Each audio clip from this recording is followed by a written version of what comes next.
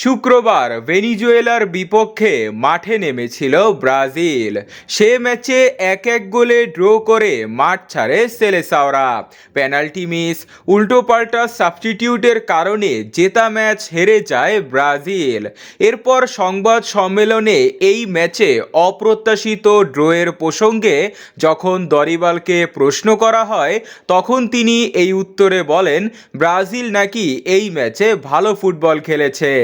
এমন মন্তব্যের পর সমালোচনা যেন থামছেই না, কারণ যে কোচ 1-1 গোলে ড্র হওয়া একটা জেতা ম্যাচ হেরে খুশি থাকতে পারে, তার কাছ থেকে কি বা প্রত্যাশা করা যায়।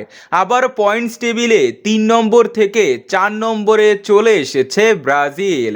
এদিকে বুধবার উরুগুয়ের বিপক্ষে ব্রাজিলকে দিতে হবে এক কঠিন অগ্নি পরীক্ষা, যারা পয়েন্টস টেবিলে আর্জেন্টিনাকে ধরে ফেলেছে ও ব্রাজিল ও আর্জেন্টিনাকে তারা হারিয়ে আসছে।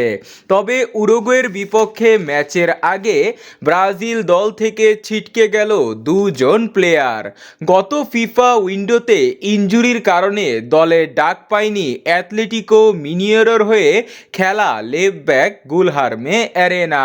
তবে এবারের উইন্ডোতে তিনি ডাক পেয়েছিলেন, কিন্তু ডাক পাবার পরেও ব্রাজিলের ট্রেনিং সেশনে এসে একটিও ট্রেনিং সেশনে যোগ দিতে পারেনি। আগের ইনজুরির ব্যথা তিনি এখনও কাটিয়ে উঠতে পারেননি।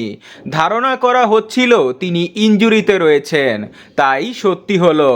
এবং কি ভেনিজুয়েলার বিপক্ষে সফর করলেও ট্রেনিং করতে পারেননি, তাই উরুগুয়ের বিপক্ষে তাকে স্কোয়াড থেকে বাদ দেওয়া হয়েছে।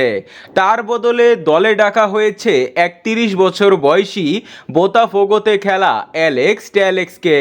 ওদিকে টানা 2 ম্যাচে হলুদ কার্ড খাওয়ার কারণে 1 ম্যাচ নিষিদ্ধ হয়েছেন রাইট ব্যাক ভ্যান্ডারসন।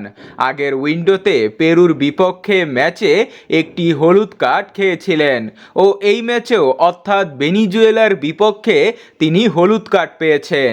এই কারণে ফিফার নিষেধাজ্ঞার মুখে পড়েছেন ভ্যান্ডারসন।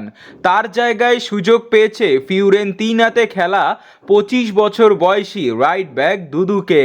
তো বন্ধুরা, দরিবালের এমন সিদ্ধান্ত আপনার কেমন লেগেছে কমেন্টে জানান।